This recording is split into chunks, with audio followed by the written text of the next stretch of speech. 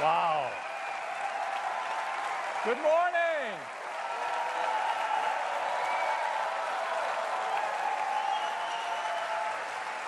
Good morning.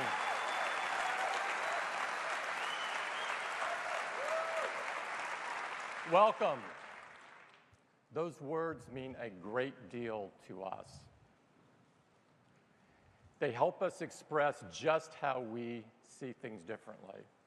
And we hope they mean something to all of you who also see things differently, and to everyone that is striving to move the world forward. It is great to be back in the Flint Center.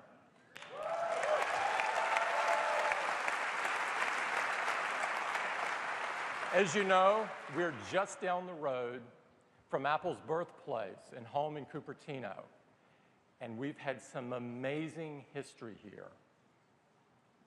We've had some of the most important product introductions in Apple's history on this stage.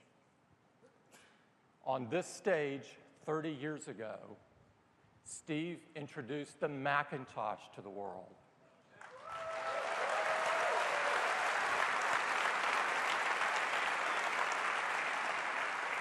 And on this stage, we introduced the iMac.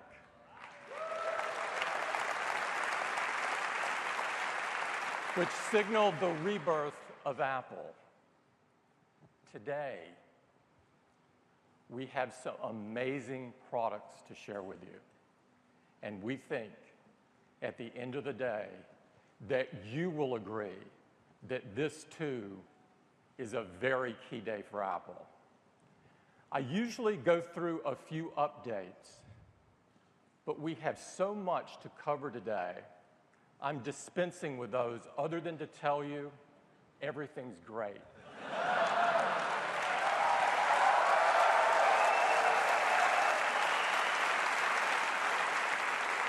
And I'm going to get started by talking about the product that has changed all of our lives. And that, of course, is iPhone. Last year, we announced 2 new iPhones for the very first time. These iPhones helped iPhone become the top-selling smartphone in the world.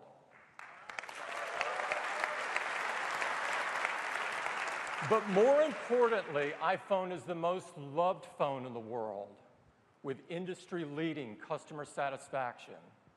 And these iPhones, like the ones before it, have been recognized time and time again as the best phone in the world.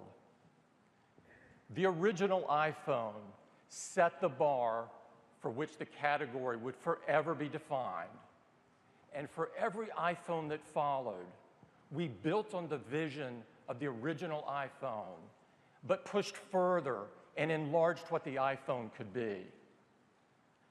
Today, we are launching the biggest advancement in the history of iPhone.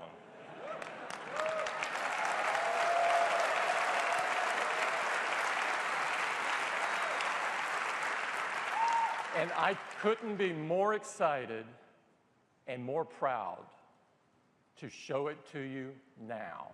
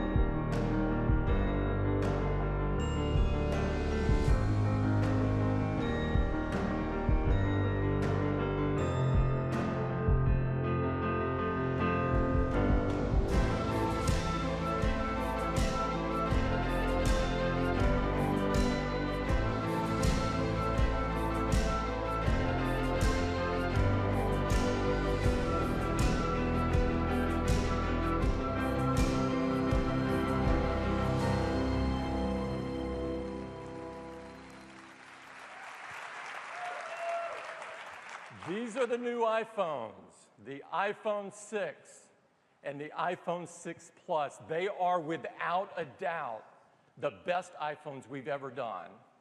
And I hope you'll agree they're the best phones you have ever seen. To tell you all about them, I'd like to invite Phil Schiller up to the stage. Phil? Thank you, Tim.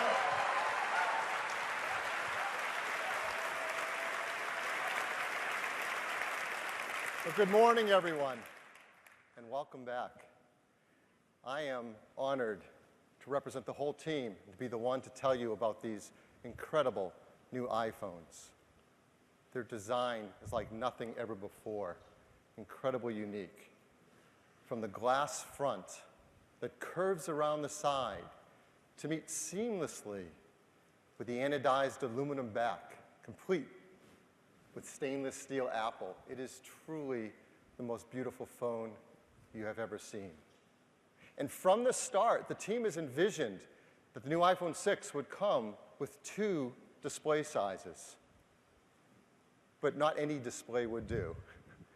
These are our new generation Retina displays. We call them Retina HD. And they are by far the most beautiful displays ever built into a phone. They are new in every way. They're incredibly bright, their colors are stunning, they're accurate, sRGB accurate. And across from the top to the bottom, the team has worked hard to make them the best we know how, from their ion-strengthened glass all the way down to new, thinner backlights. They're packed with incredible innovations. I'll just give you one example.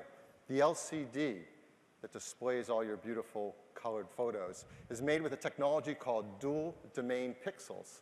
And these pixels allow it to have a very broad angular view with accurate colors.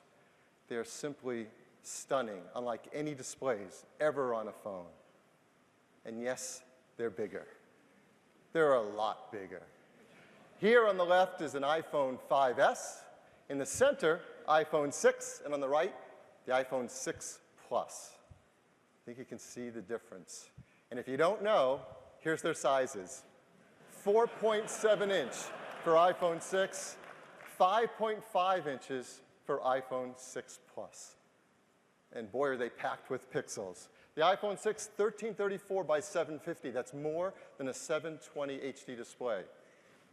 And the iPhone 6 Plus, 1920 by 1080, full 1080 display with an even higher density. What's remarkable is these displays packed with so many pixels. The new iPhone 6, I'm sure some of you have already done the math, has over 1 million pixels. In a phone, that's an incredible, incredible density. And the iPhone 6 Plus, over 2 million pixels. 2 megapixel display. These are larger, they have more than the 5S. In fact, the 6 has 38% more pixels. The 6 Plus, 185% more pixels than the 5S. So huge displays, packed with pixels. But here's the real magic. They're done in phones thinner than anything we have ever made. Yeah. iPhone 6, it's just 6.9 millimeters thin compared to 7.6 for the 5S. And the 6 Plus 7.1, both thinner than any phones we've ever made. That took an incredible amount of engineering. So stunning displays, larger, more pixels, but thinner than ever before. And they are incredible at imaging all your content. The contrast is higher, the blacks are darker, the angular view is broader. Your photos look gorgeous, and there's more to see on each of them. The text is incredible too, even sharper and more of it. You can see here in the Messages app, the iPhone 6 displays more than before, and the 6 Plus displays more and has extra room there, so we put your friends' faces right there front and center. And when you turn them in landscape, we show more as well. And we took special advantage of the iPhone 6 Plus because of all those pixels to do some new things with our apps. So for example, the Messages app now has a new horizontal 2-up display. Your weather shows more of your day. Stocks, for those of you who follow stocks, you get a great horizontal view now with 2-up. Mail has 2-up, so you can see your inbox and your messages. And when you bring up the keyboard in any of your apps with the iPhone 6 Plus, that keyboard takes advantage of the display area to give you some more keys, for example, dedicated keys for cut, copy, and paste. There's even a new horizontal home screen view if you like to work this way with your dock along the right-hand side. So we do everything to take great advantage of these huge displays and make them more capable. Now, one of the things the teams worked on is to help you not only feel great in your hands with these phones, but make it easier to use, one-handed. With iOS 7 last year, we introduced a new gesture, a side swipe gesture, thinking ahead to these phones and knowing that you'd want to use them here, and with the curved display that would feel really nice to slide from left to right. So for example, if you're in Safari, looking at a website, you can move backwards and forwards by just swiping from the side of the display on one side and swipe back from the other side of the display. That makes so much sense in a larger display where you want to use it one-handed. This works in mail, in messages, and more. We've also added a brand new gesture specifically for the iPhone 6 and 6 Plus. It's called reachability. What's reachability? Well, if you double touch, not even press, just double touch the Touch ID button, this is what happens. The whole display slides down so you can reach anything at the top without having to take your hand off the bottom of the display. It's so convenient and intuitive that we really like to use it. And once you tap something, it slides right back up again. The team even took the sleep-wake button from the top and moved it to the right-hand side, so that's easy to press as well, all one-handed. So the team has done a great job building beautiful displays with a lot of pixels, making it a thinner iPhone than ever before, making it easier to use one-handed. So what about all that great software you already have? We all love our apps. And I'm really proud to tell you the App Store now has over 1.3 million applications. Yes. And all those apps are built with Xcode, and the team at Apple has made sure that Xcode takes advantage of these new displays with automatic layouts, easier than ever to make your software scale across them. But what about all those apps that haven't been updated yet, don't know anything about these displays? Well, here's what happens. They just work. So we have an iPhone 5S on the left, 6 in the middle, and again, 6 Plus on the right. This is the CNN app before it has been updated to take advantage of these displays. Built into iOS is now a desktop-class scaler, technology that makes this software look beautiful on different size displays. And so the text is sharp, the colors are beautiful, it all just works. And if a developer wants to take advantage of these big displays, as we have with our apps, and do special work, as CNN is doing, you can create even more incredible apps with more density of content. CNN's doing that for the 6 and the 6 Plus in their app, and they're creating a new horizontal view as well with 2 panels to take advantage of these large displays. So developers, all their apps can work, and they can do some exciting new things with them too. So those are the new Retina HD displays in the iPhone 6 and the 6 Plus. That alone makes these phones amazing, but that doesn't come close to telling the story of why these are the best phones ever made. So what else? Next, the chip inside. A new generation chip, the Apple A8. This is a 64-bit chip, our second generation. It has 2 billion transistors. The A7 had 1 billion, so it's a lot more. It's built with a new 20-nanometer process. Why does that matter? Well, it lets us make 2 billion transistors in a chip that's 13% smaller than the A7. And it delivers great performance. Up to 25% faster CPU performance. Up to 50% faster graphics performance. And if you look at what's happened over the years, the team has done a great job of driving that performance each year. Now, the iPhone 6 with the A8 chip is up to 50 times faster than the original iPhone at CPU tasks. And at graphics tasks, up to 84 times faster. So incredible performance.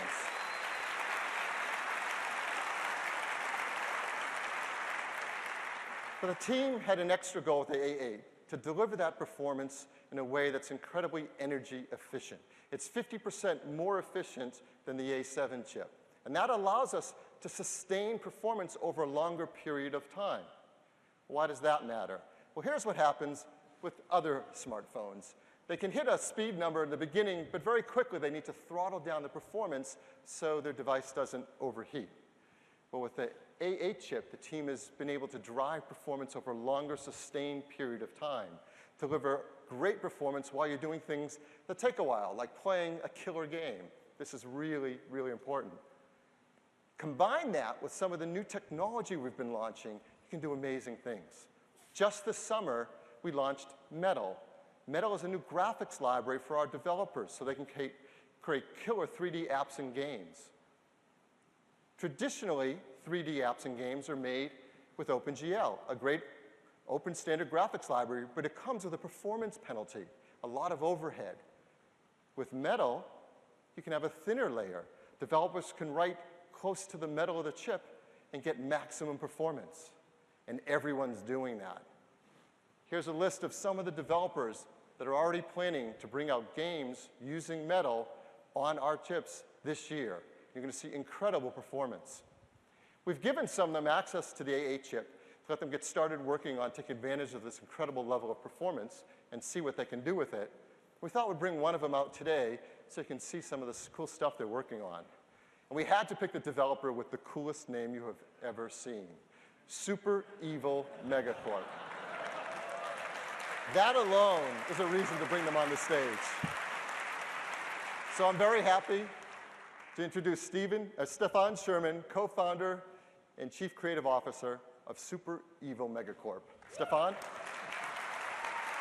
welcome.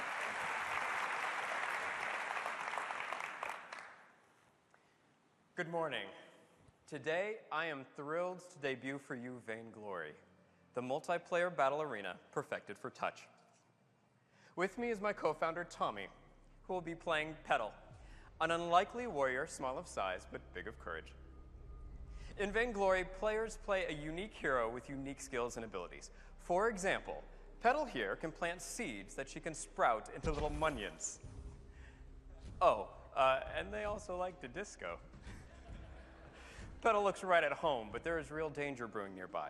Let's take a look at the world of Vainglory now, running in real time on Metal. Multiplayer battle arena gaming is the most popular game genre in the world, enjoyed by tens of millions of players every day. Vainglory brings this world-class competitive gaming to iOS.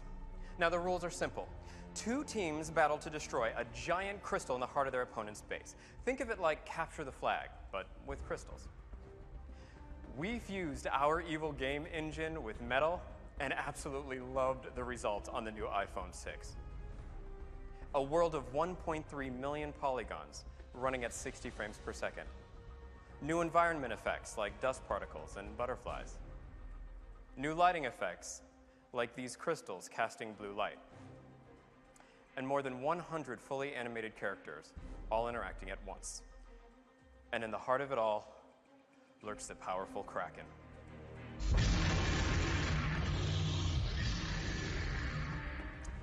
This is a massive monster that, if captured by your team, will fight on your side to help you destroy the enemy crystal. And I think that's exactly what Tommy has in mind. Uh-oh, looks like Tommy's opponents have the same idea, and now it's a fight for the Kraken.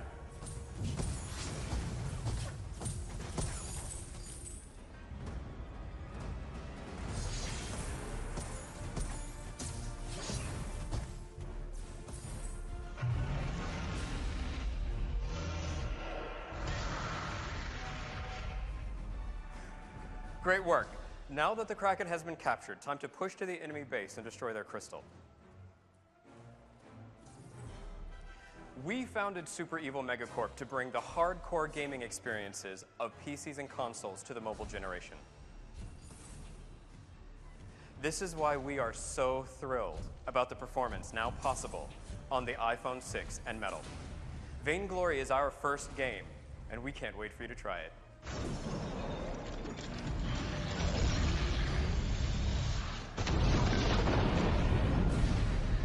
You won. Good game, Tommy. Join us when Vainglory launches in the App Store this fall.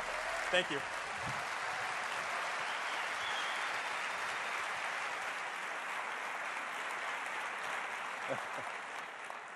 I love it when they fist bump and walk off stage after nailing the Kraken. That's not bad for their very first game. It shows what's possible. Sometimes it's tough to remember when we're sitting here watching on a 35-foot screen just how incredible that is coming from a phone that you carry around with you everywhere you go. It is killer gaming. So, larger display, thinner design, incredible performance. Obviously, that impacts battery life. Well, I'm really happy to tell you the team has worked hard to make the iPhone 6 and the iPhone 6 Plus have equal or better battery life in every metric than the iPhone 5S.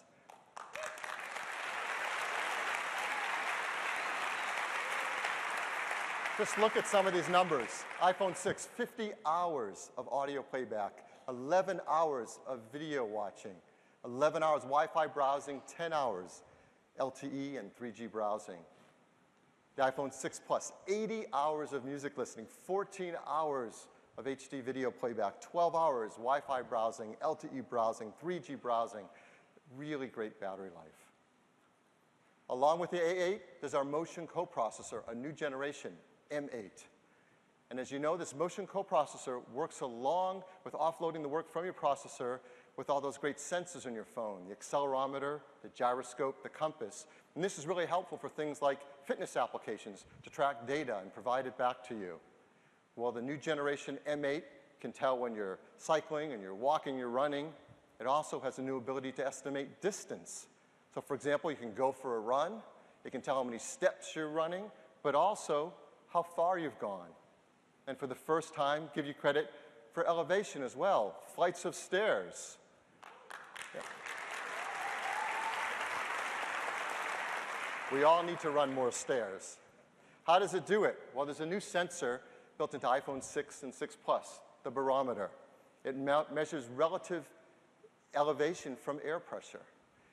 And that will show up in things like the new Health app in iOS 8, where you now get credit for flights of stairs you walk throughout your day. And developers can take advantage of this new sensor as well. For example, Nike is working on a new version of the Nike Plus running app, so it can track not only how far you run, but also the elevation as well. So great new A8 chip, great new M8 chip, the core of iPhone 6 and 6 Plus. And there is so much more. There's new advanced wireless capabilities. The LTE in iPhone 6 and 6 Plus is faster than ever, 150 megabit per second. That's compared to 100 in the previous products. It does that with a technology called carrier aggregation. And there's now 20 LTE bands compared to 13 previously. That's the most in any smartphone in the world. It means we're working now with over 200 carriers around the world to support LTE on iPhone 6 and iPhone 6 Plus. And there's a new technology with LTE. Maybe you've heard of it. It's called VoLTE. That stands for Voice over LTE. It means we can take the voice data of making a phone call off of the 3G network and move it up onto the 4G LTE network. It makes calls clearer sounding, and you always have simultaneous voice and data. We're working with a lot of carriers around the world. We're going to roll out support for VoLTE with iPhone 6 and iPhone 6 Plus. There's also faster Wi-Fi in both of the products as well, 802.11ac, which is up to 3 times faster than 802.11n, up to 433 megabit per second.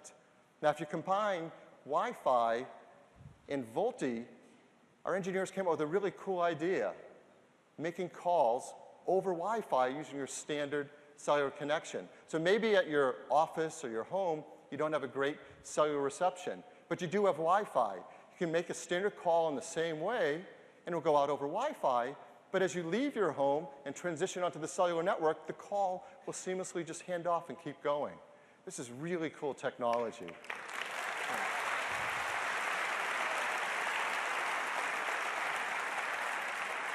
This is just the start of it.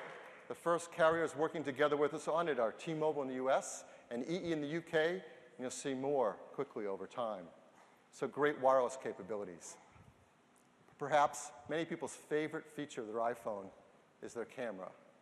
And there are great new cameras in both iPhone 6 and 6 Plus. And people love taking photos with their iPhone for good reason. Here's an example. National Geographic photographer Jim Richardson took this photo in the Scottish Highlands with an iPhone. I mean, it's a beautiful photo. He's taken many more. And he and all of us will take even better photos with the iPhone 6 and the 6 Plus because there's an all-new iSight camera in it. It's an 8-megapixel iSight camera. It has Apple's innovative True Tone flash. It has large 1.5 micron pixels, has a fast 2.2 aperture, but most importantly, there's a new generation iSight sensor in it to take better photos. It's packed with some cool technologies. Let me just tell you one. It's called Focus Pixels. What are those? Let's look inside at the sensor inside the iSight camera. And you'll see these dedicated pairs of focus pixels. And what they do, they have little shutters on them. They read the light coming in from objects, and as the lens moves in and out, it can tell whether that object is in phase or out of phase. This is called phase detection autofocus. It's a technology used by high-end DSLRs. It's the best way to do fast autofocus. And now the iPhone 6 and 6 Plus have it. And they can focus almost twice as fast of the previous generation. And there's so many more things the sensor can do to take beautiful photos. It has great new generation tone mapping. It has beautiful noise reduction. It all adds up to incredible photos. So let me show you a couple taken right with an iPhone 6, straight off the camera, no retouching. People love taking portrait photos with their iPhone. This is a great one. Exposure is beautiful. The skin tone is really lovely. Great photo. Here's another portrait. He's smiling if you can't tell. The skin tones are perfect. You have to trust me on that. People also love taking macro photos. Here's a beautiful one of a California monarch butterfly. Anyone know? That's a female if you couldn't tell. And even landscapes with the wide-angle lens are just beautiful, particularly with the noise reduction for bluer skies without sacrificing sharpness. And everyone loves now taking panoramas with their iPhone as well, and you take even bigger ones with the iPhone 6 and 6 Plus, up to 43 megapixel photos. And with the new generation gyroscope, the stitching is near seamless. Now what makes your photos great are three things. It's the 5-element lens, it's the imaging sensor, and it's also the brains behind it all, the image signal processor that's part of the Apple AA chip. And there's a whole new generation signal processor inside iPhone 6 and 6 Plus. For example, it has a dedicated hardware block now to do advanced face detection. So you're taking a photo, you can even quicker find faces throughout your scene to get the perfect focus.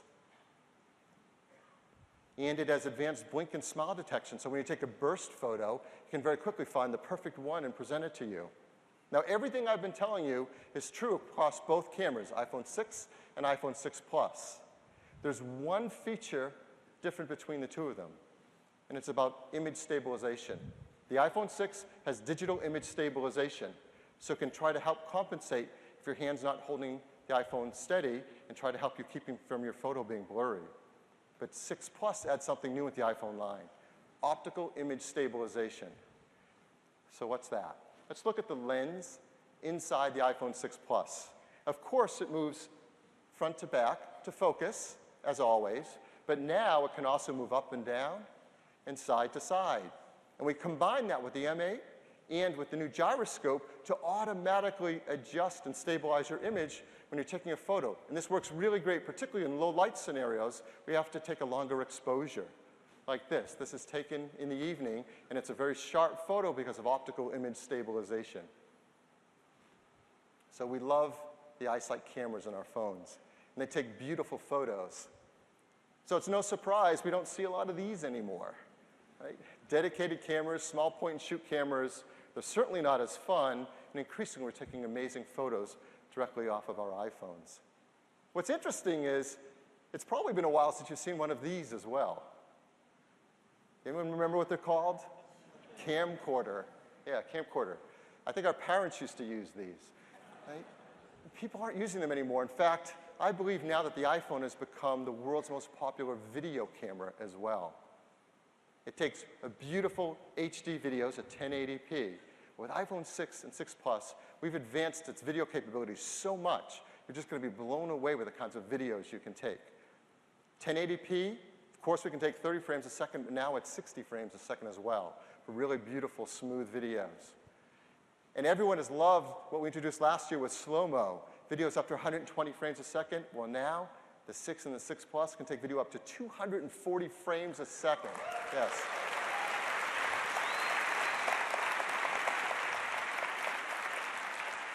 So you can take videos like this.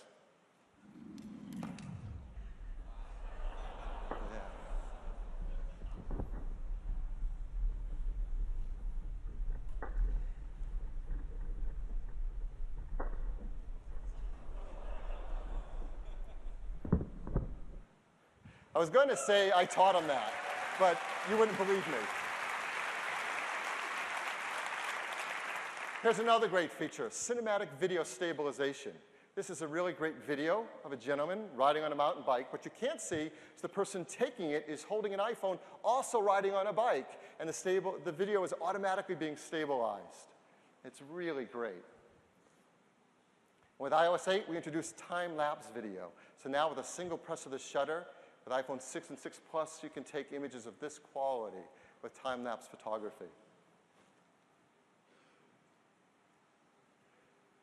Now, the new EyeSight sensor has focus pixels, which really helped a lot with getting fast autofocus on photography.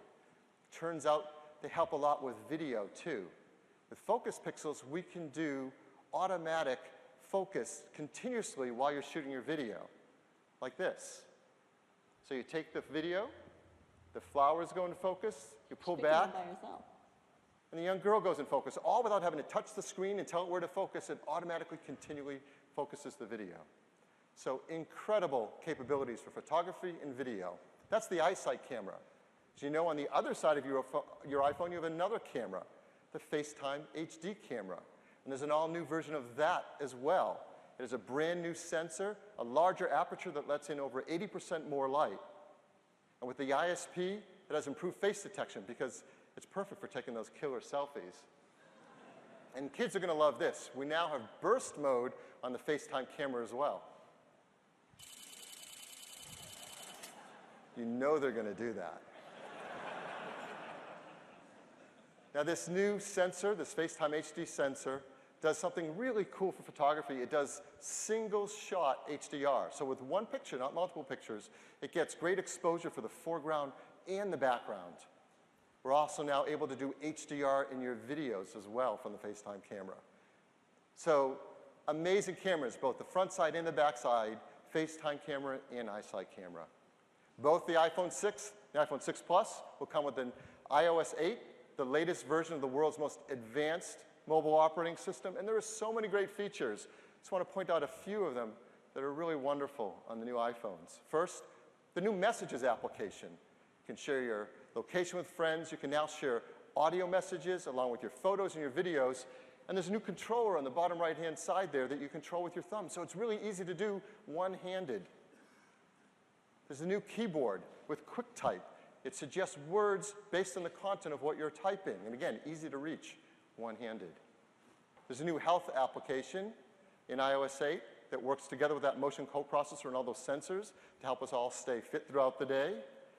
And there's tons of extensibility throughout iOS 8. For example, here, notifications, where LinkedIn and my favorite airline are all connected and right there in front of my notifications. And perhaps the most innovative feature of all on iPhone, Touch ID, not only lets you unlock your phone and make payments in iTunes, but you can also now use it with third-party applications. So that's going to be really cool. That's iOS 8. These are the best phones ever made, iPhone 6 and iPhone 6 Plus, packed with features from everything from those amazing displays to the super fast 64-bit A8 chip and on and on. They are the best we know how to make, and I think the best anyone's seen. And the team works so hard to make these in the most environmentally friendly way. So we always like to call attention to this because it matters a lot. Not only do you see all the things you're used to seeing here, there's a new one as well, beryllium-free, which we commit to do. So the team makes these just in a wonderful fashion. There are new cases for both phones. There are new silicone cases, 6 colors with a great feel, including product red, and new leather cases, 5 beautiful dyes, including product red there as well. iPhone 6 comes in these 3 beautiful colors, gold, silver, and space gray. I think by now you're all wondering, yeah, but how much does it cost? Well, I'm really happy to tell you it starts at just $199. Yeah.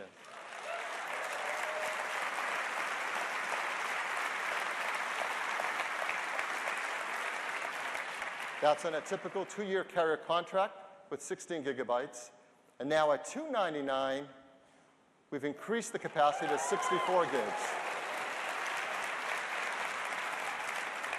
And $399, all new configuration, 128 gigabytes.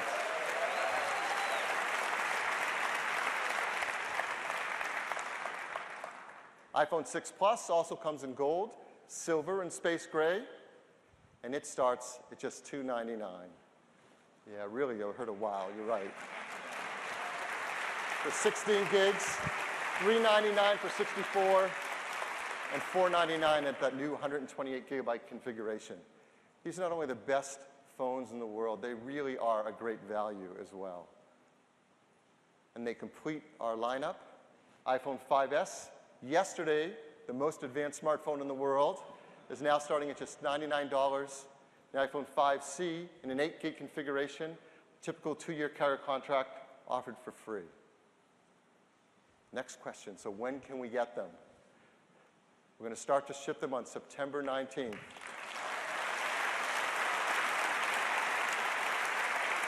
That will be in the US and 8 other countries. In those countries, you'll be able to pre-order them starting this Friday on the 12th. And the team is working hard to make this the fastest rollout ever for iPhone. So we're going to try to be in 115 countries by the end of this year. Of course, there's also the new iOS 8 that we're seeing up here and all lusting over. It is amazing. The team works hard, as always, to make it available to the widest number of customers possible. So here you see the list of all the devices that are supported with iOS 8. A huge number of devices. All these customers will be able to download for free iOS 8 on September 17th. Yes. So that is the new iPhone 6 and iPhone 6 Plus. Thank you. Thanks, Phil. Thank you. So hopefully you can get an idea of just how amazing the iPhone 6 and iPhone 6 really are, how they're the best phones you've ever seen. But a great product isn't just a collection of features. It's how it all works together, how it makes you feel. These products have bigger screens, and they're amazing, but they're much better in every single way. And to make this point clear, we've enlisted the help of a couple of our friends to do some fun new ads. And I'd love to share one of those with you right now.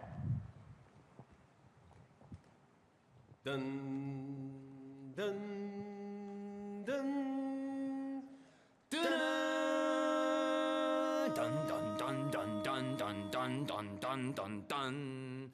Dun, dun, dun, dun, dun, dun, dun, dun.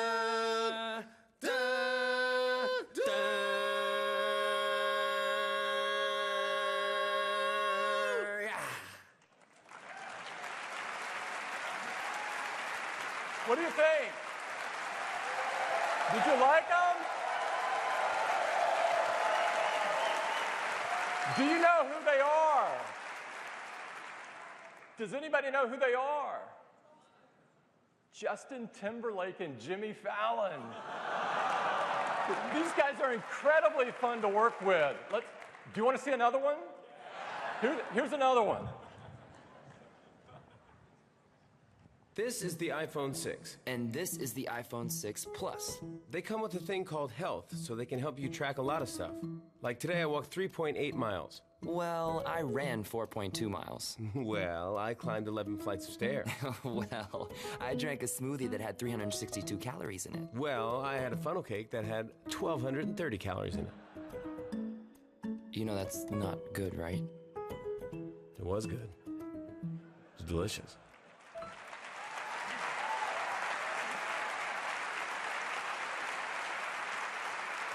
Thank you.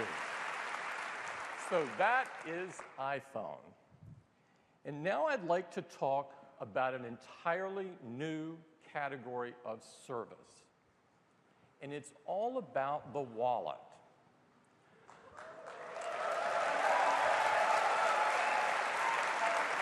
Our vision is to replace this.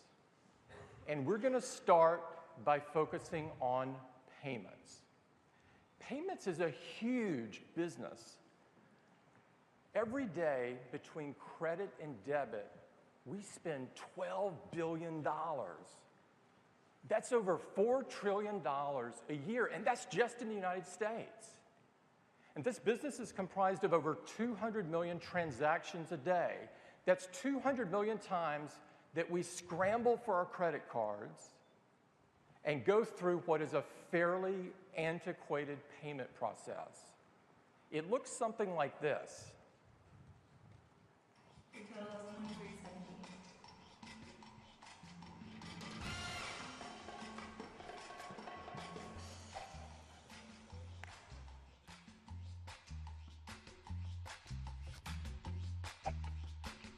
Can I see some ID, please?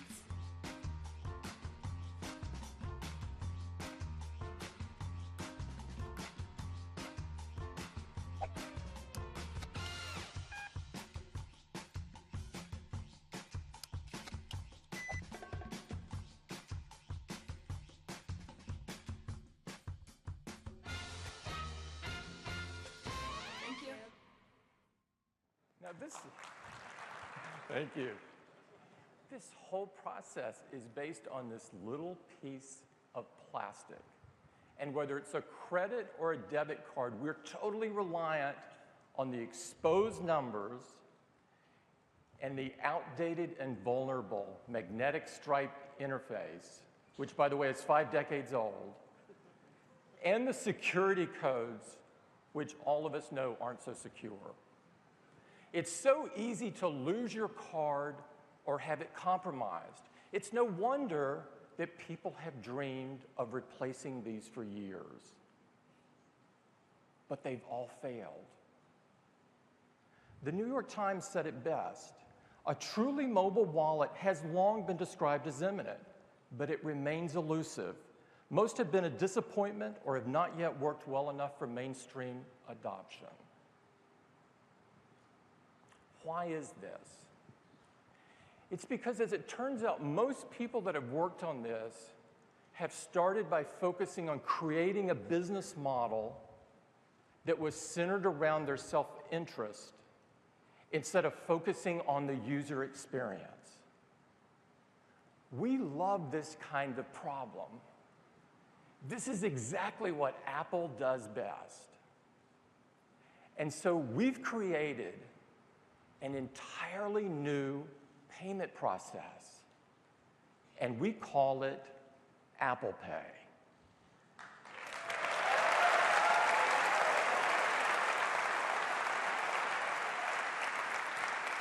And I'd like to show you just how fast and just how easy it is. Okay, your total is $23.78.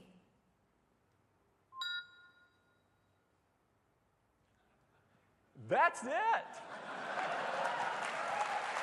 That's it.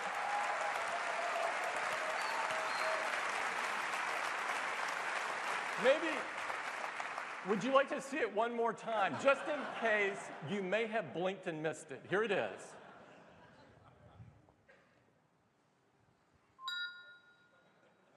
It is so cool.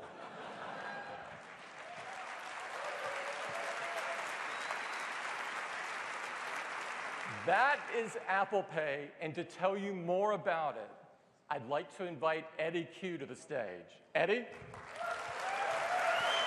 Thanks.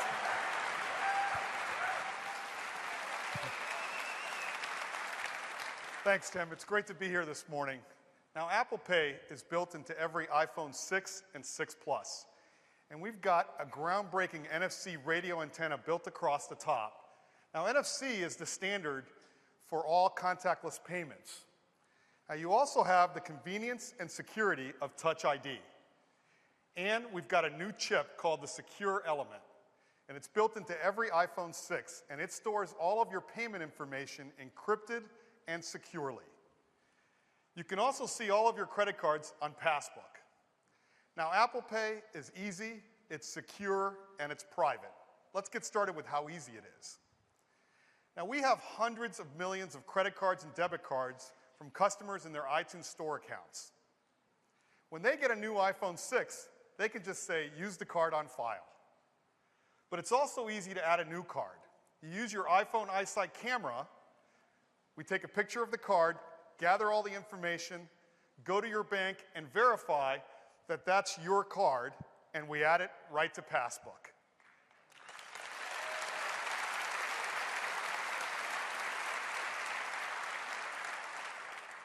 And now, with just a touch, you've paid. It's that fast, it's that easy. Now, we've also integrated security throughout both the hardware and software in a way that only Apple can. So when you add a new credit card, we don't store the credit card number and we don't give it to the merchant. We create a device-only account number and we store it safely in the secure element. And each time you pay, we use a one-time payment number along with a dynamic security code. So you no longer have the static code in the back of your plastic card. And if your iPhone is lost or stolen, you can use Find My iPhone and suspend all of the payments from that device. And again, because the credit card isn't stored on the device, there's no need to cancel your credit card.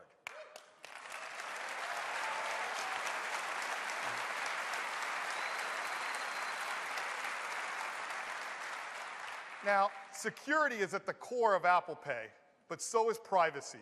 We are not in the business of collecting your data.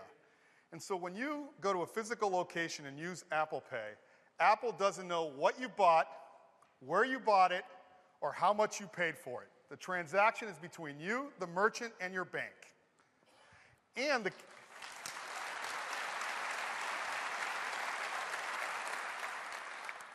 the cashier doesn't get to see your name, credit card number, or security code like they do today when you hand them a plastic card. So Apple Pay, it's fast, it's secure, and it's private. Now we're starting in the US with credit cards and debit cards from the three major networks, American Express, MasterCard, and Visa. And we've got the 6 biggest issuing banks in the US, along with a few more. They add up for more than 80% of all credit card volume in the US, and we'll keep adding even more banks. Now you can use Apple Pay in the over 220,000 merchant locations that accept contactless payments today.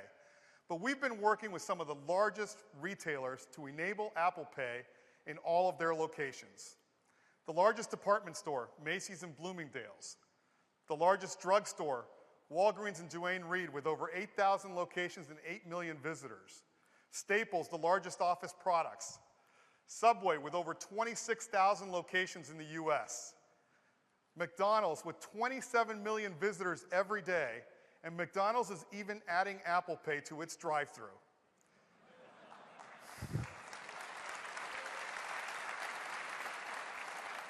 Whole Foods, the healthiest grocery store and leading provider of organic food. And our own Apple retail stores.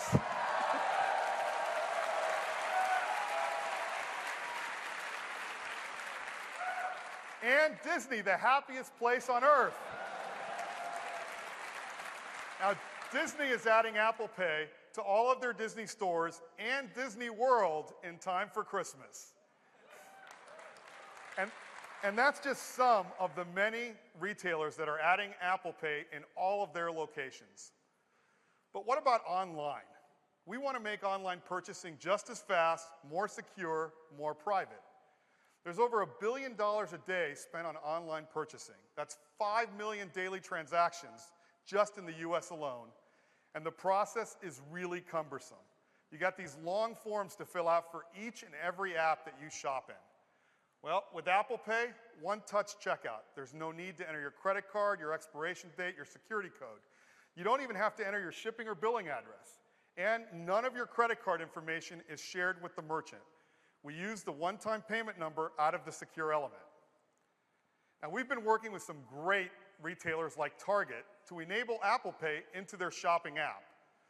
So I don't know about you, but I'm looking for some Beats headphones. And now, with Apple Pay, you can just check out with a touch. And you see the credit card and the shipping address, and now, with one touch, I've bought it. It's that simple. Now, we're adding Groupon. Groupon is the leader of e-commerce, and they're incorporating Apple Pay right into their app. So now you can see a new deal and buy it with just a touch. Uber's got a new feature called Ride Now, so you can request a car using Apple Pay without the need to create an account at all. Panera lets you order your favorite sandwich or salad and have it ready for pickup with just a touch. MLB is adding the ability of buying tickets right in their app with Apple Pay. Our Apple stores where you can buy all of our latest products. And OpenTable. Now, you use OpenTable to make dinner reservations, but in participating restaurants, you're going to be able to use Apple Pay in the OpenTable app to pay for your check. That's really cool.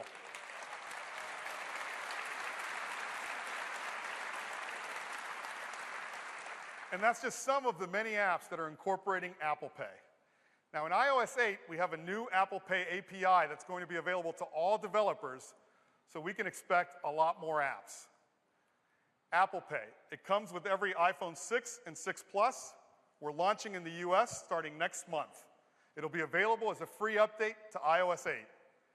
And we're working hard to bring Apple Pay to even more countries. And that's Apple Pay. Thank you.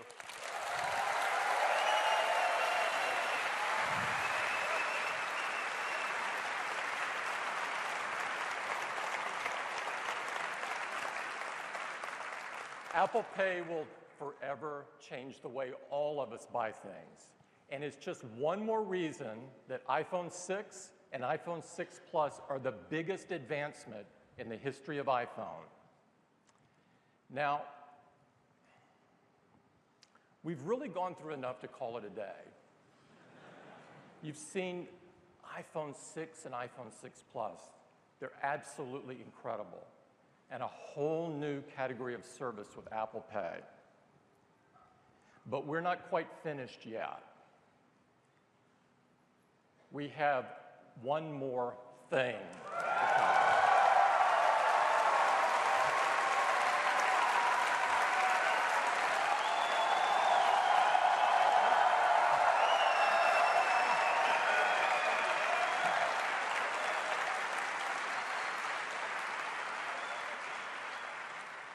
We love to make great products that really enrich people's lives. We love to integrate hardware, software, and services seamlessly. We love to make technology more personal and allow our users to do things that they could never have imagined. We've been working incredibly hard for a long time on an entirely new product. And we believe this product will redefine what people expect from its category. I am so excited and I am so proud to share it with you this morning. It is the next chapter in Apple's story, and here it is.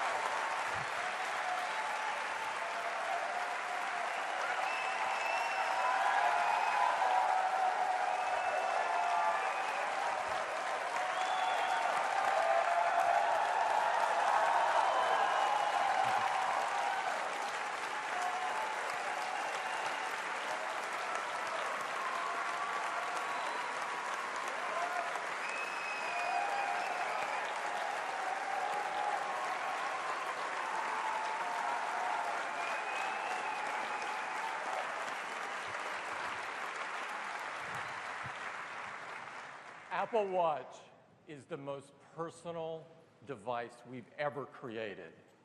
We set out to make the best watch in the world, one that is precise. It's synchronized with the universal time standard, and it's accurate within plus or minus 50 milliseconds. It's incredibly customizable, so you can find one that reflects your personal style and taste. Because you wear it, we invented new, intimate ways to connect and communicate directly from your wrist.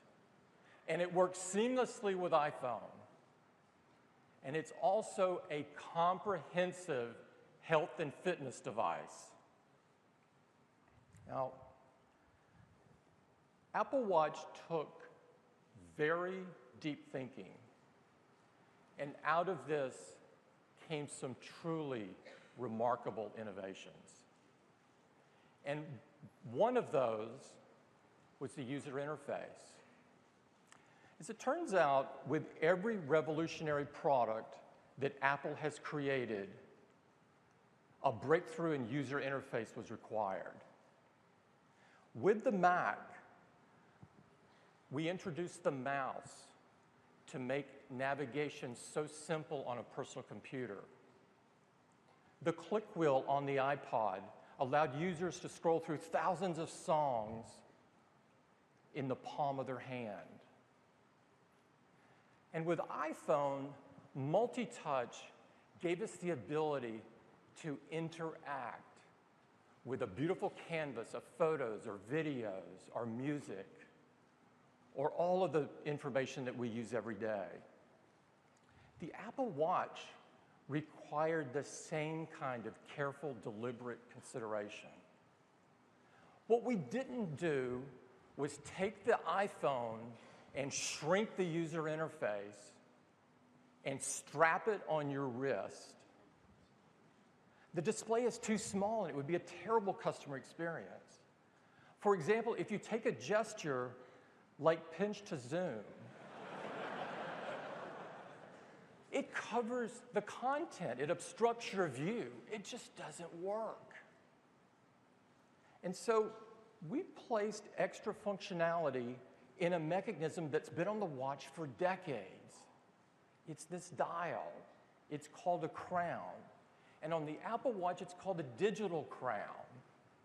The digital crown includes infrared LEDs and photodiodes that translate rotary movement into digital data.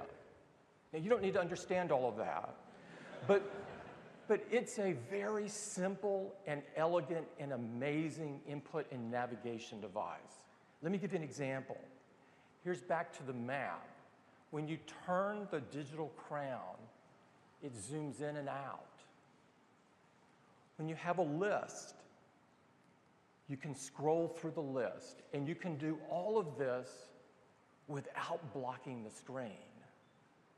And if you're within an app, like the clock app as an example, if you press the digital crown, it returns to the home screen just as you would expect it to.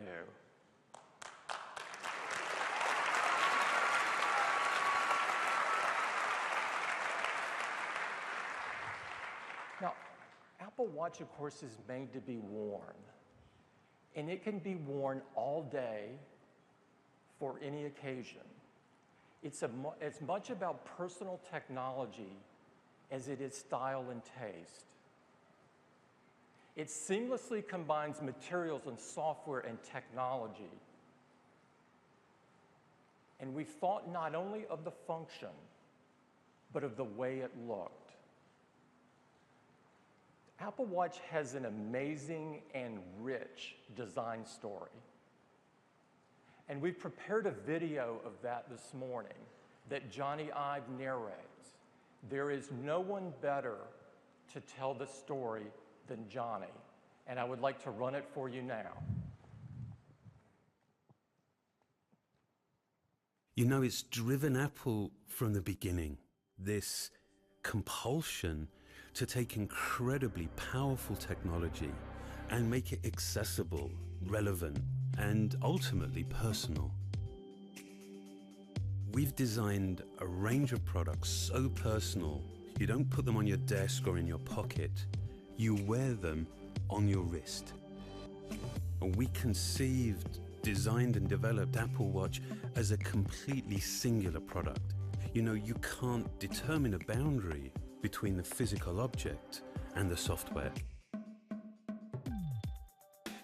We're introducing an unparalleled level of technical innovation combined with a design that connects with the wearer at an intimate level to both embrace individuality and inspire desire.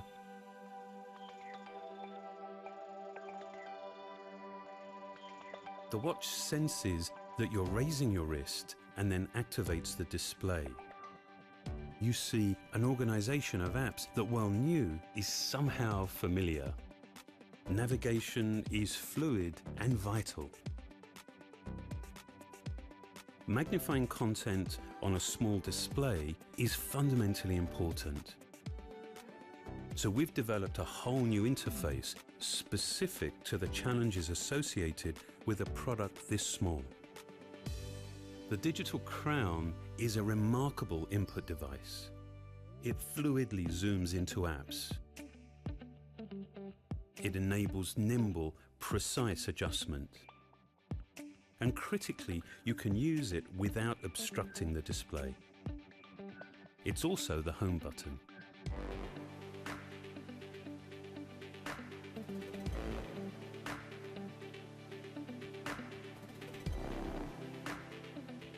Apps are designed for lightweight interaction.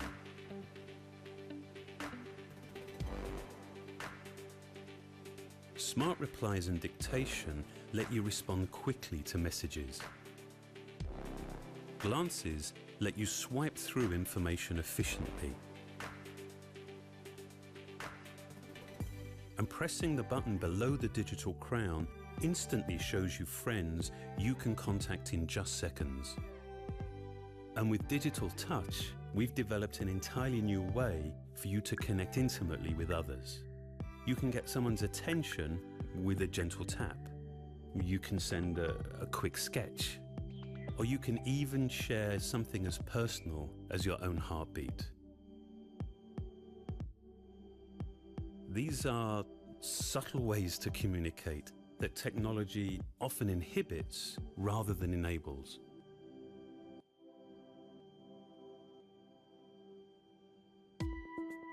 These apps all take advantage of the flexible Retina display. It's been laminated to a machined and polished single crystal of sapphire. That's the second hardest transparent material after diamond. In addition to the digital crown, we've had to invent other input technologies designed specifically for a product this small. So as well as sensing touch, the display also senses force, quite literally adding a new dimension to the user interface. Tiny electrodes around the display recognize the difference between a tap and a press. This provides instant access to a whole range of contextually specific controls. For the first time, and with great intention, we've designed not only what you see, but also what you hear and feel. We've developed a linear actuator that provides haptic feedback to complement your interactions. This Taptic engine, combined with the audio feedback from our water-resistant speaker, creates a discrete and nuanced experience. At the heart of the watch is a custom-designed chip that integrates many subsystems into one remarkably compact module, which is then completely encapsulated to protect the electronics. It's essentially miniaturizing an entire computer system onto a single chip. The zirconia back has 4 sapphire lenses. Infrared and visible light LEDs, along with photosensors, detect your pulse rate. Using its gyroscope and accelerometer and the GPS and Wi-Fi from your iPhone, the watch provides a comprehensive picture of your daily activity. This allows it to establish and suggest goals and reward fitness milestones. The back crystal also houses a unique charging solution that combines our MagSafe technology with inductive charging. Completely sealed, it requires no alignment or exposed contacts. Apple Watch is incredibly accurate. It uses multiple technologies, keeping time to plus or minus 50 milliseconds. We have worked closely with horological experts from around the world to help us understand the cultural and historical significance of timekeeping. And this has profoundly informed our design.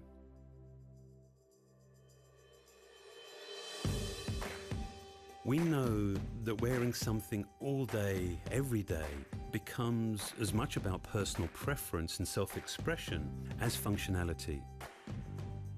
So we've designed a range of watch faces.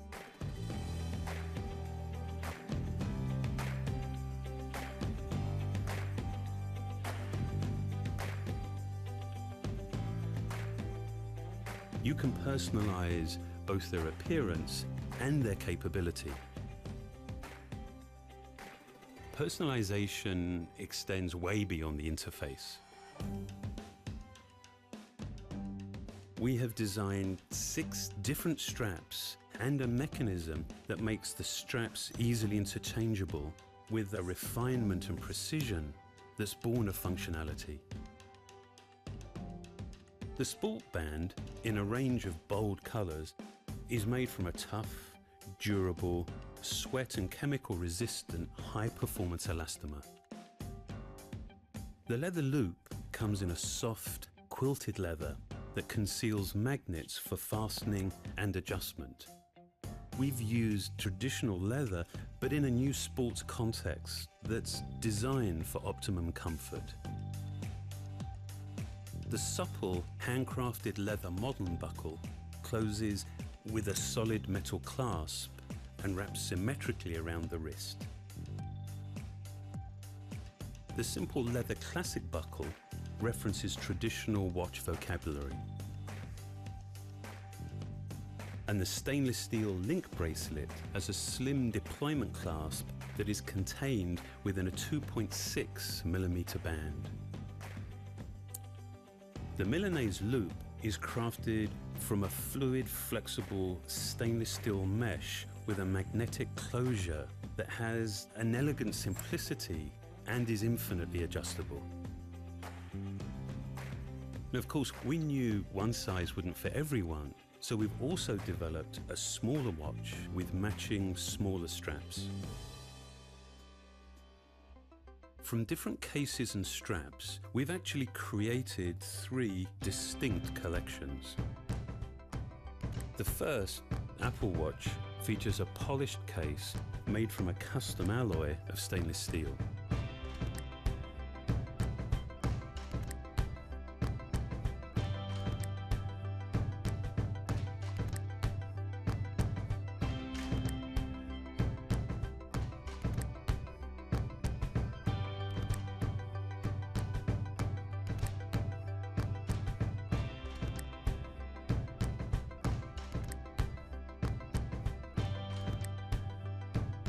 The Sport collection has an ion exchange cover glass and an anodized aluminium case that is 60% stronger than standard alloys, and yet it's incredibly light and durable.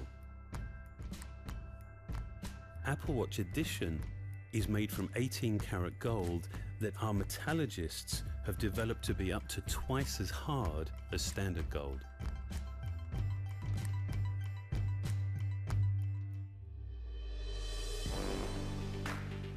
Creating beautiful objects that are as simple and pure as they are functional, well, that's always been our goal at Apple. We designed Apple Watch as a whole range of products, enabling millions of unique designs, unparalleled personalization, both in appearance and capability. I think we're now at a compelling beginning, actually designing technology to be worn, to be truly personal.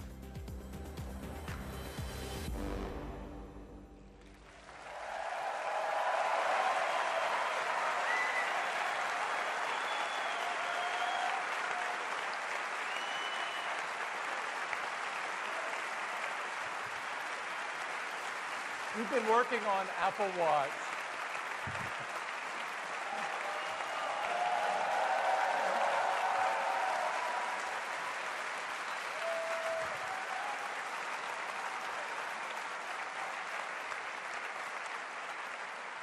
We've been working on Apple Watch a long time, and we assembled an amazing team to do so. It covered every discipline at Apple. One of the key people is here this morning. He led our software effort. He's Kevin Lynch. And I'd like to invite Kevin up on stage to give you the very first live demo of Apple Watch. Kevin? Thank you, Tim.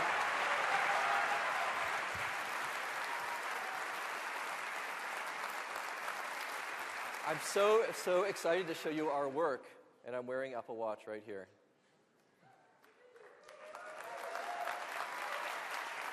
Now, to give you a better look, since this is a little hard for you to see, we've built a custom one that's connected to the display here. So let's take a look at that.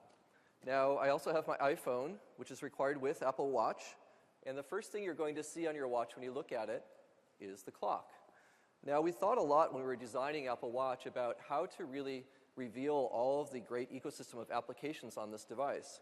And we wanted to build it in a way that was really easy to find and use. So we've connected it to the digital crown. So if I press the digital crown at the top here, it takes me out to my applications. Very easy to get out to my apps. Now, when I'm here, you can see the clock is the center of the universe. And the apps you frequently use, you might put around the clock here. You can arrange these how you like. And I can pan just by simply swiping on the screen here. I can go from one area to another of my applications. I can also get an overview of all of my apps just by rotating the crown. I will zoom out to a universe of apps. And you can arrange this just how you like. And by tapping, you can go right into a neighborhood of apps. And if you'd like to go back to the clock, you press the crown, and it brings you right back to the clock again. Now, to launch apps, it's very simple, of course. You just tap on one of them. Here's the clock. Now, the watch faces can be customized just how you like. You can choose different ones. You can arrange them just for yourself. And to customize your watch face, you just force touch on the display, and it goes back a little bit. Now I can simply swipe over here, and I can choose another watch face. So if I like this one, I can tap on it. That's now my watch face. I can also customize the appearance and the functionality of these faces. So again, if I force touch here, it will bring me out, and I can choose Customize. And here I can change the color of the face. Just by rotating the crown, I can change the color here and slide in some different colors on my watch. Or if I want to change the functionality of this face, I can just swipe over, and the green outline shows me what I'm currently changing. So I'll change the center area just by rotating the crown again. You can see I have a variety of information I can pull in here right on my watch face. This is my next meeting, which I use a lot, so I'll keep this just by force touching. Let's look at a couple of other faces we have here.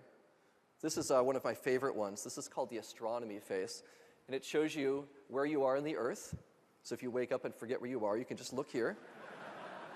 And you can go fly to the moon. If you tap on the bottom left here, it will actually fly me over to the moon.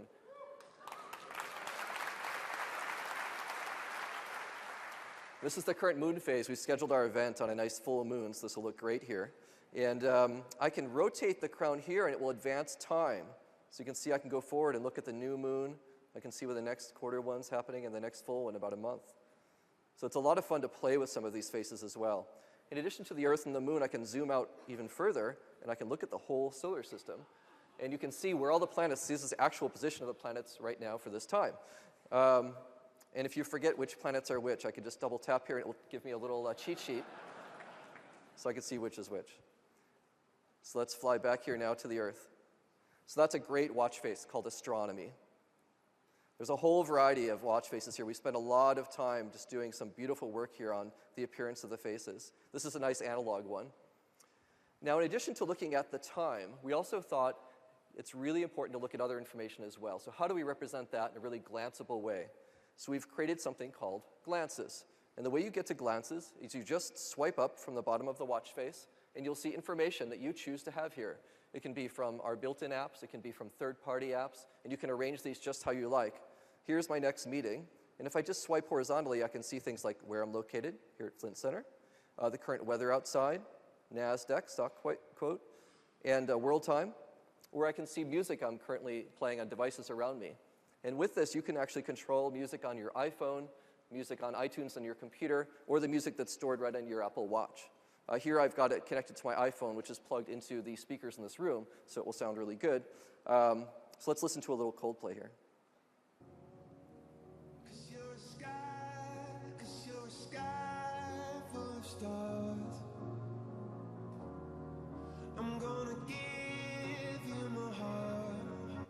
Now you can control tracks and volume, everything you'd expect right here from your watch. And when you're done with glances, you just swipe down and they go away. Now, in addition to your looking at information, you may have information coming to you. And when you're notified of things on Apple Watch, we're using the Taptic engine to give you feedback on your wrist. It's just like somebody tapping you on the wrist very gently. And even if you're sitting right next to someone, they won't be able to tell that you're getting notified. It's very subtle, but you'll feel it on your own wrist. And you can choose what information, of course, will come and notify you on your watch. And if you do choose to look at something that's coming in, you just raise your wrist, and the notification will come in, just like this. Here's a calendar invitation. Excellent. I'm invited to the karaoke outing, finally, with Eddie. So I can swipe up here, and I can just see information about where it's at and time. And then I have buttons that are specific to that type of notification. Different buttons will come with different notifications. Here it's a calendar invite, so I can accept or decline, or maybe I'm totally going to go accept. Now, you might also get other notifications. Here's one from Johnny. Am I going with Love Shack or Wild Thing? I think he's teasing me. I'm going to press reply. Now, we've created something called QuickBoard to enable really quick replies to messages that you're getting. And you can see here we've actually analyzed the text that's coming in and picked out some things you might want to just tap on and send back.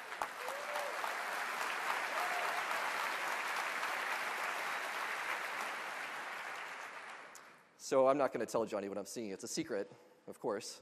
Now, I can also use dictation to reply. That will send either an audio recording of my voice, or I can convert that to text and send it, or I can use a new selection of animated emoji that we've created for Apple Watch. Let's use an emoji. So I'm going to tap there, and we've got a great collection here of emoji. These are hands, hearts, and then also faces. I think I'll choose a face to send back to Johnny. Now, when you're actually sending a face here, you can control both the eyes and the mouth to get just the right expression you'd like to send to somebody. So here I'll just edit this a little bit. I'll make it, this is a winking one if I change the eye. Or if I want to do something a little bit more with the mouth here, I can change that. I think that's perfect to send back to Johnny, all right? And so I'll just press send. Now that's sending an animated emoji to Johnny. He can view that on his phone or his watch, and it has the same kind of lively character that I just created. And that lets you send a lot of emotion without interacting very much at all on your watch. There's a lot that Apple Watch can do. I'm going to show you a few more things here. The first one is that we've built Siri into Apple Watch. So we can use Siri just by pressing the digital crown here and ask a question like, what movies are playing, for example. What movies are playing tonight in Cupertino? So Siri will go out and check that information. It comes back with a list of movies that are playing around us here in Cupertino. And I can use the crown to scroll this, or I can use my finger to scroll the list. Now, I'll just tap on Guardians of the Galaxy, because that one looks really cool. And you can see we get some very nice poster art there. We can see the ratings, who's in the movie, lots of information, including showtime, synopsis. So you can use a lot of Siri functionality right here on your wrist with Apple Watch. Now, we also looked at how you can carry your photos with you. And it's almost like having a little locket of photos right here with you. So we've got a Photos app here. And now, of course, precious photos number in the hundreds rather than a couple. So here you can see an overview much like you can on your iPhone. Now, though, I can use the digital crown to zoom right in to photos and see which ones I'd like to look at. Or I can easily just pan around and look at photos from different times. And if I'd like to, I can tap on photos and bring them in larger on the screen here. And I can look at them one by one just by swiping. So this is a really great way to bring your precious photos with you. Now, by default, all of the photos that you favorite on your iPhone or your Mac will just show up on your Apple Watch. It can be any collection that you like to show here. One other app I'd like to show you is Maps, which is amazing to have a Maps application on such a little device. So let's tap on Maps here. Of course, it shows me where I'm at, here at Flint Center, and I can pan around just by swiping. So we can see the neighborhood. I can also zoom out with the crown. If I rotate the crown, it zooms me out. I can see more of the area. You can see this is really tightly connected as I'm rotating the crown, super responsive. I can also pan around with this view, and if I'd like to get back to where I am, I can press on the bottom left, and it takes me right there. Now, if I'd like to look for things around me, you can bring up a context menu for Maps by force touch. And here I have a search command, and I can find things by dictation, my favorites, or if I recently searched for things, I can just tap on those. So we've got Whole Foods here. Let's get directions to Whole Foods. I'll just tap there. And it's going to calculate, find the local Whole Foods here. And you got the hours, and you have also a phone number if you'd like to call Whole Foods, and you have directions, walking and driving. So let's get walking directions to Whole Foods. So it's figuring out the best way to get there now. And I'm going to press start, and it's going to do a little simulated walk so you can see how it goes here. Now, while you're walking, Apple Watch will give you taptic feedback on each turn, so you'll know whether it's time to turn left or to turn right. And those feelings are different for each direction. So you can actually know without even looking at your watch which way to go. It's like having this invisible guide with you.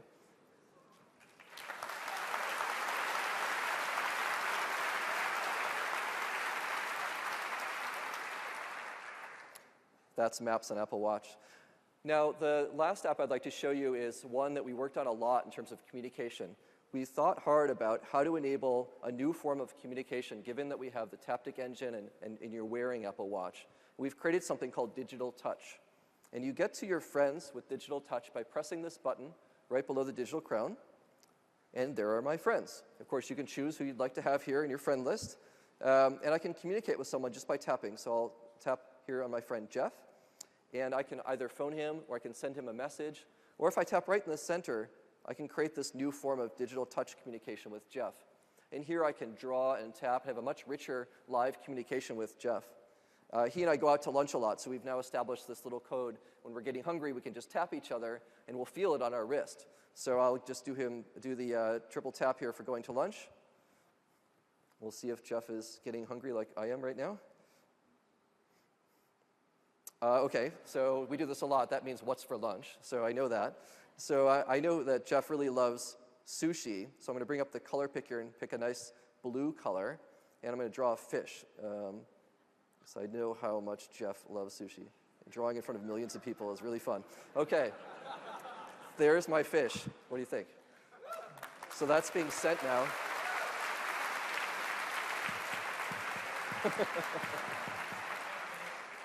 Jeff is really excited. I don't know if you noticed, he just sent me his heartbeat. He doesn't always do that. This is a special day. And that's not just an emoji. That actually is reading the heart rate off of Jeff's wrist with Apple Watch and sending me his heartbeat so I can feel it on my wrist. That's never been done before. It's a really great aspect of this new form of communication with digital touch. So those are just a few things on Apple Watch. And I was happy to give you a little glimpse at what Apple Watch does.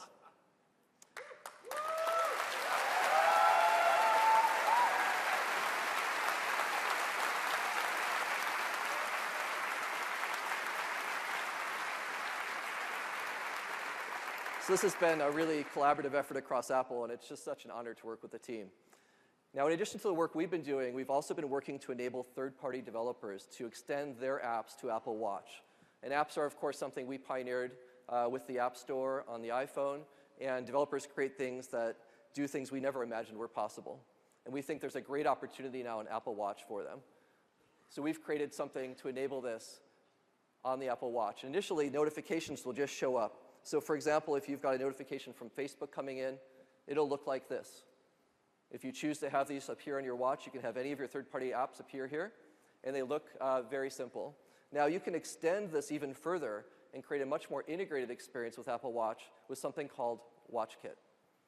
WatchKit is something that enables developers to create rich, actionable notifications with those buttons WatchKit apps that appear right on the home screen, and also the glances that we saw.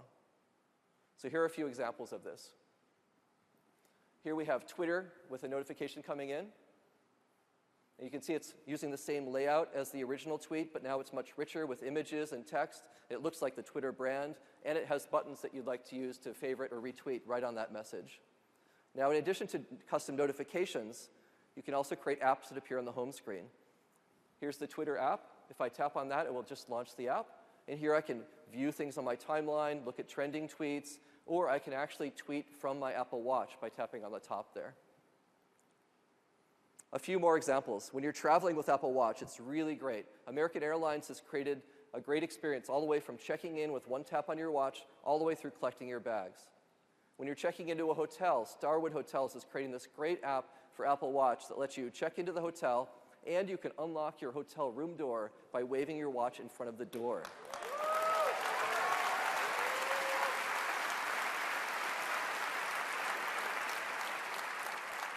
And that will be available across all W hotels in the springtime around the world. City Mapper enables you to get mass transit directions, and it will also remind you to get off at the right stop just by using Tap Show Waiter on your wrist. Pinterest, when you've pinned sites in cities you're traveling to, it can remind you when you get near them and give you walking directions to them. BMW lets you see the charge level in your car, and if you forgot where you parked it, it will actually show you a map of where you left your car, and then directions back to it.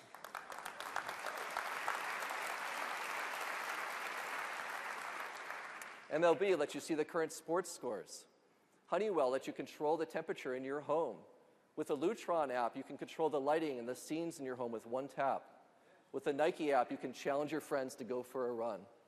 These are just some of the examples of the great apps that are already underway for Apple Watch, and we just can't wait to see what developers are going to create on this great new platform. Thank you very much. Great job. Thanks.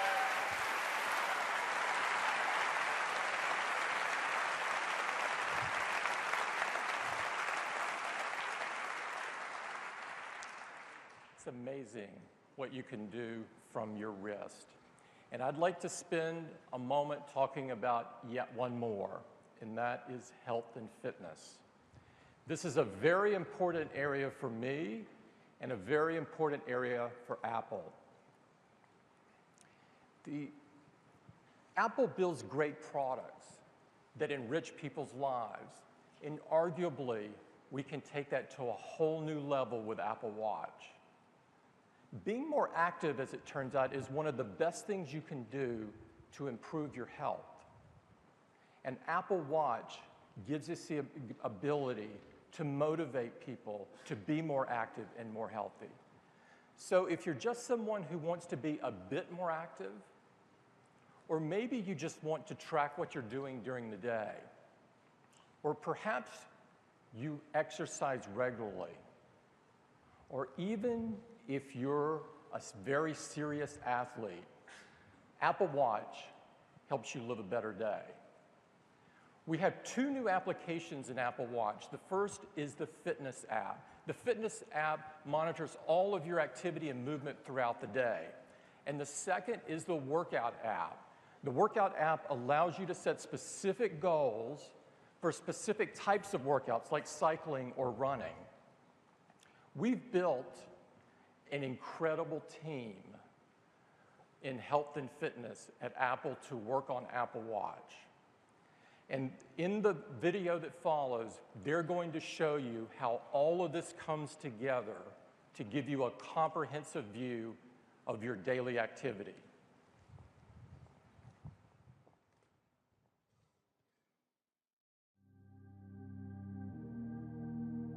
Apple Watch is designed to help anyone who wears it lead a healthier life by being more active.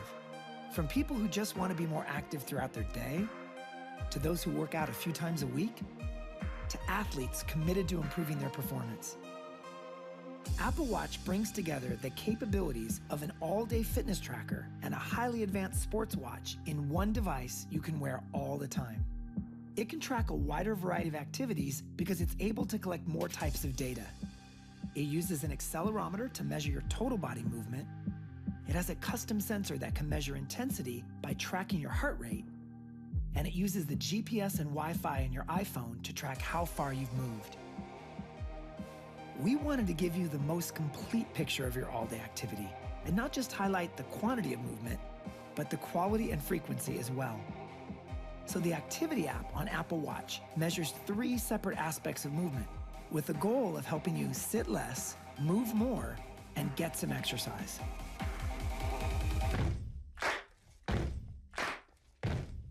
The Move Ring measures the calories you've burned.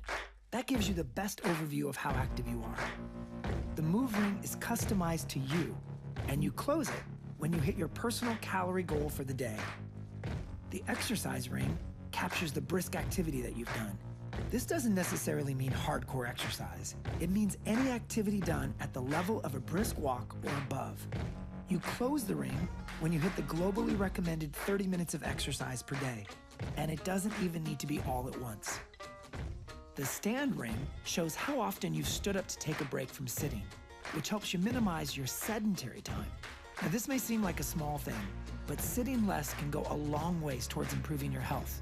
A complete ring means that you've stood for at least 1 minute in 12 different hours during the day. There's also a dedicated workout app to provide more detailed measurement when you need it most.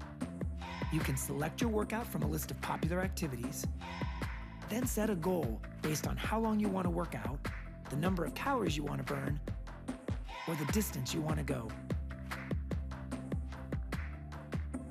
And during your workout, you can see in a glance how far, how fast, and how long you've been at it.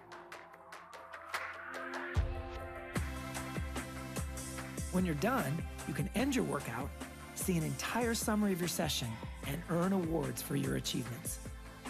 The Fitness app on the iPhone stores all your activity data and lets you see your workout history whenever you want. It also shares your data with the Health app, where it can be accessed by health and fitness-related third-party apps. Over time, Apple Watch actually gets to know you the way a good personal trainer would. It's designed to deliver intelligent reminders to keep you motivated and on track.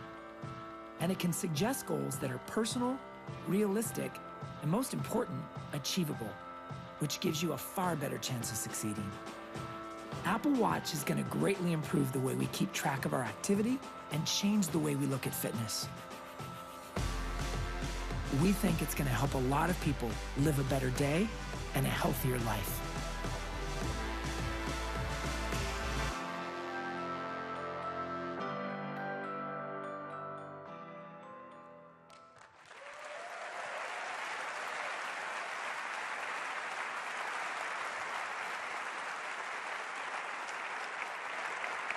We could not be more excited about bringing these health and fitness features to the Apple Watch. Apple Watch required some deep innovation.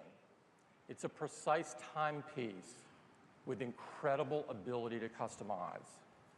It's a new, innovative, intimate way to communicate directly from your wrist. And it's a comprehensive health and fitness device. And it is so much more that we don't have time to cover this morning. I use mine to control my Apple TV. Another member of the team loves to use theirs as a viewfinder for their iPhone camera. Still another loves the walkie-talkie ability. The list of features is a mile long. And I'm certain when developers get their hands on the developer kit, that list will get even longer, and there will be things that we couldn't even imagine in it. Apple Watch has been curated into 3 collections: the Apple Watch Sport, and the Apple Watch Edition. Apple Watch requires the iPhone because it's been designed to seamlessly work together, like with handoff, where you might read an email on your watch and then respond to it on the iPhone. The email appears right in the lock screen of your iPhone. It's really cool. Of course, Apple Watch works with iPhone 6 and iPhone 6 Plus, but we've also designed it so that it will work with iPhone 5, iPhone 5C, and iPhone 5S.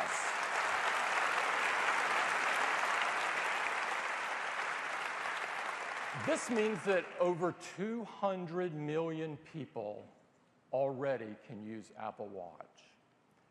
Now, we expect the usage of Apple Watch through the day to be incredible because there's so many different things you can do with it.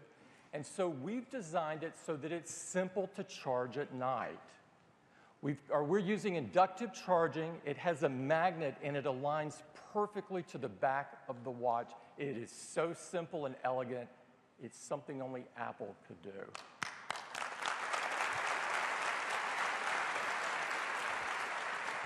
Apple Watch starts at only $349.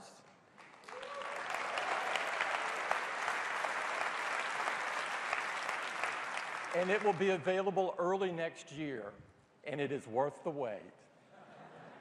We think people are going to love to use Apple Watch. They're going to love to wear it. It's something functional, yet incredibly beautiful. It empowers people and enriches their lives. Apple Watch is the most personal device Apple has ever created. We are so excited about Apple Watch, and I hope you are as well.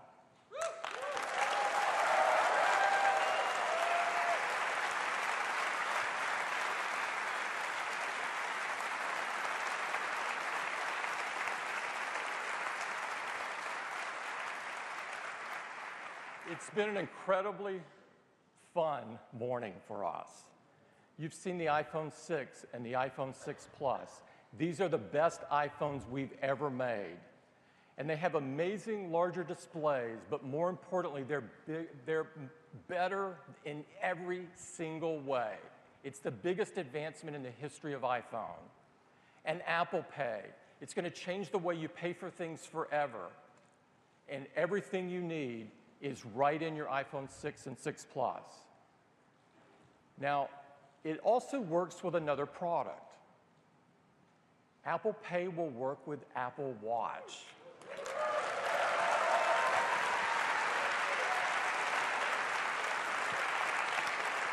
Everything you need is built right into Apple Watch. And so now, the foundation of Apple is built on the best personal computers in the world with the Macintosh, the best tablets in the world with iPad, the best phones in the world with iPhone, made even better today with iPhone 6 and 6 Plus, running the world's most advanced mobile operating system with iOS 8. We couldn't be more excited that iOS 8 is finding its way into other parts of people's lives with HomeKit, HealthKit, and CarPlay. And now adding Apple Watch. Apple Watch, the most personal device we've ever created. It will redefine what people expect from a watch. Now, there's one other thing I'd like to talk about,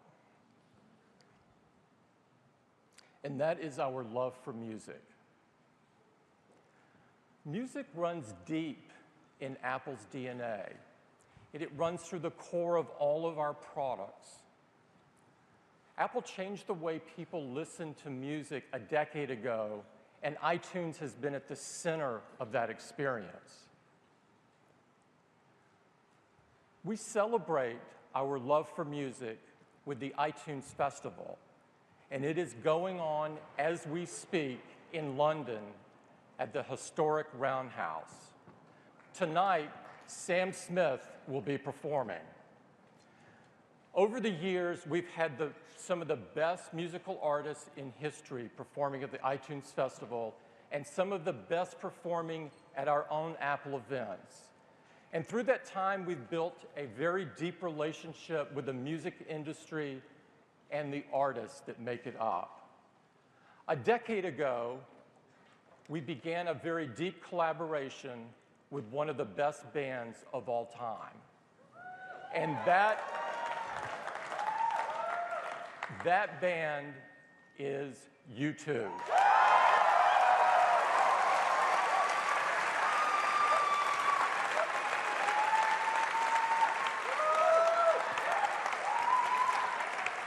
U2 has agreed to perform for you today, and we could not be more excited about this. U2 is among the most respected artists in the world, among the best-selling. They've won more Grammy Awards than any single band in history. They're a member of the Rock and Roll Hall of Fame. And as accomplished as they are in music, they have also made incredible accomplishments by focusing on human rights causes and the advancement of the human race.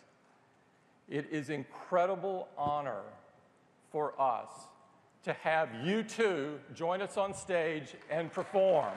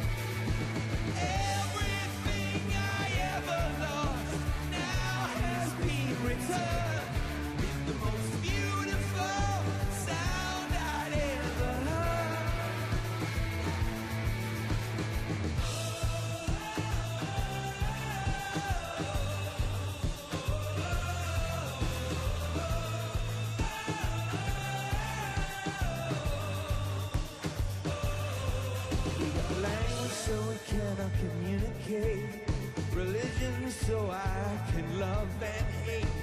Music so I can exaggerate my pain.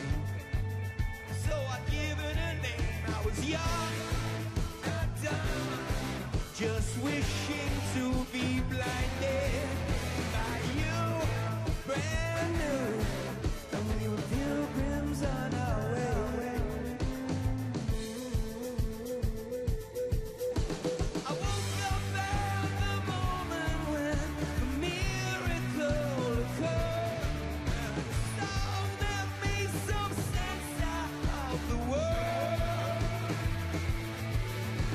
Everything I ever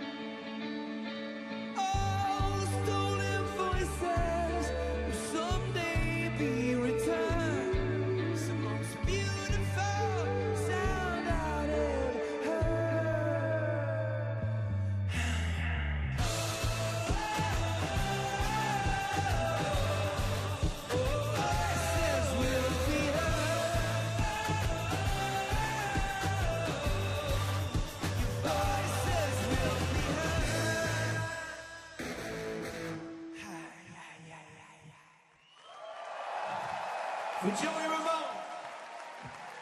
The miracle of Joey Ramone. And the Ramones.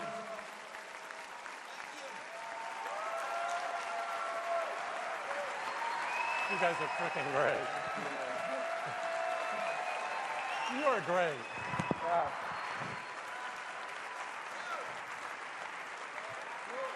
That was the most, wasn't that the most incredible single you've ever heard? Miracle of Joey Ramone. We would love a whole album of that. There are rumors that U2 hasn't made an album in the last 5 years. That's untrue. We have made several albums, we just haven't released them. We're making music all the time, that's what we do. With this, we wanted to wait until we had one that was as good as our very best work, as good as the best we've ever done. And you know, we feel the same way about products. we're the blood in your machines. Oh, Zen master of hard and software, Tim Cook.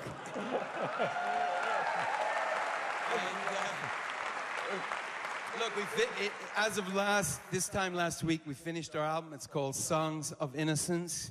We're very excited about it. The question is now, Zen master, how do we get it to as many people as possible? Because that's what our band is all about. Wait, are we the very first people to see this in the world?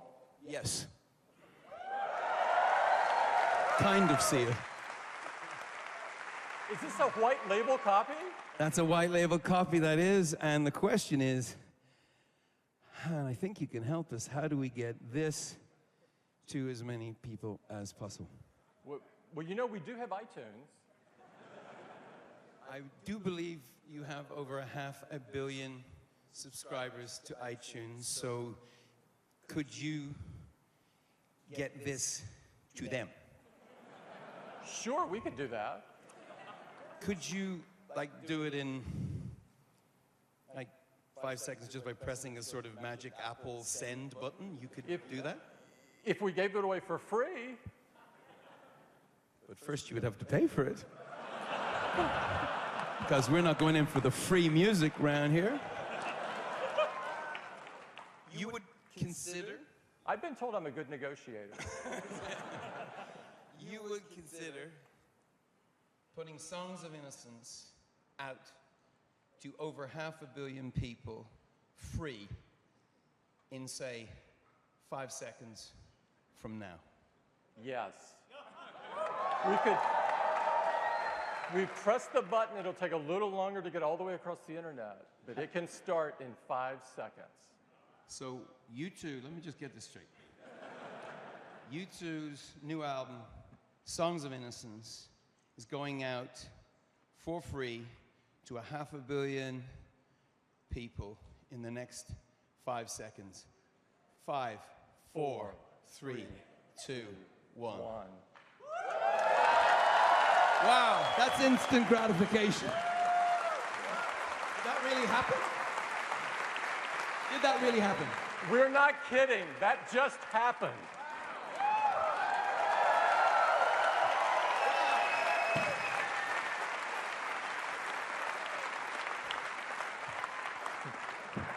You're incredible. Thank you to everyone at the Apple team. This is a very, very big deal for us. It's kind of our core DNA. The clue is in the name, but we really do want to get our music. We put everything we have into this. This is our most personal record, so thank you, thank you, thank you so much.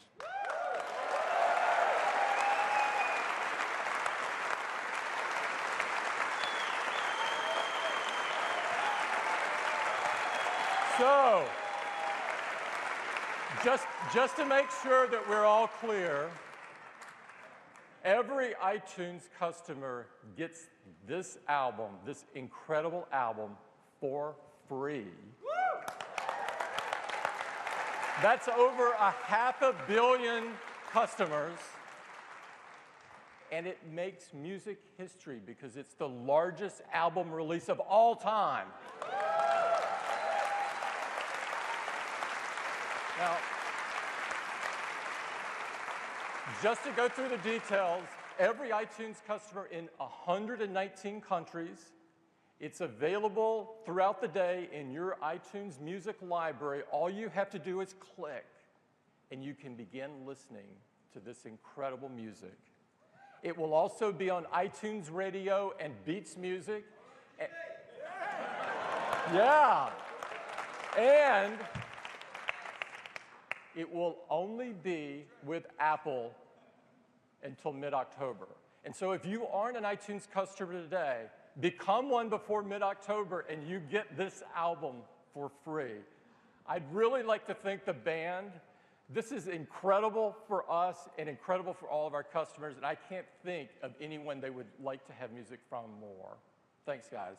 Thank you so much. Thank you so much. Thanks. Thank you. Tim, thank you. Thank you. Let's give them a big hand.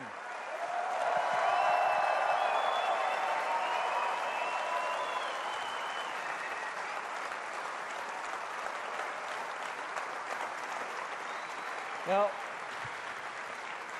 we were so excited about this, we made an ad because we want to make sure everybody knows about it so everybody can take advantage of it, and I'd love to run it for you now.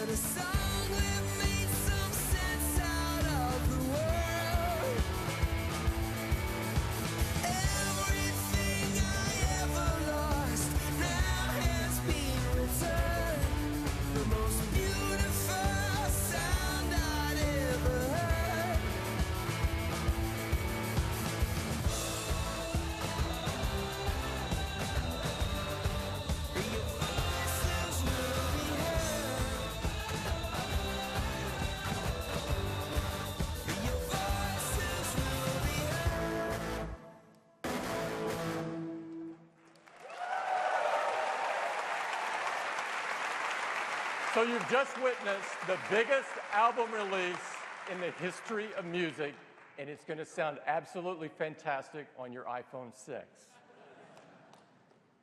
Today's been super. I want to thank everyone for coming. I especially want to thank all the people from Apple that were so involved. Please stand up. Everyone from Apple that was involved in these products, please stand up.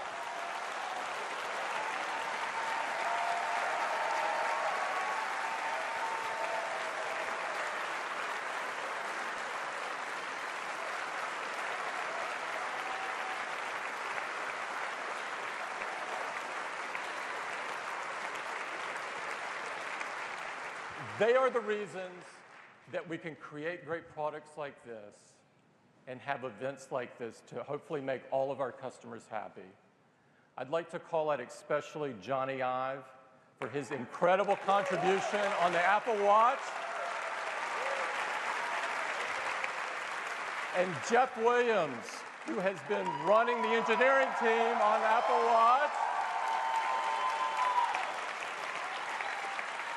and Craig Federighi, who's been responsible for iOS 8, and Eddie Q, who was the driver of Apple Pay. And everyone at Apple, you are the reason we're able to do this. For the press and guests, we have the most amazing hands-on experience, far beyond what we've ever had, waiting for you. And I hope you take the time to go in to get your hands on the new iPhones and the Apple Watch and try out Apple Pay. We promise not to use your credit card. Thank you, everyone, for coming. It's been a privilege to see you this morning. Goodbye.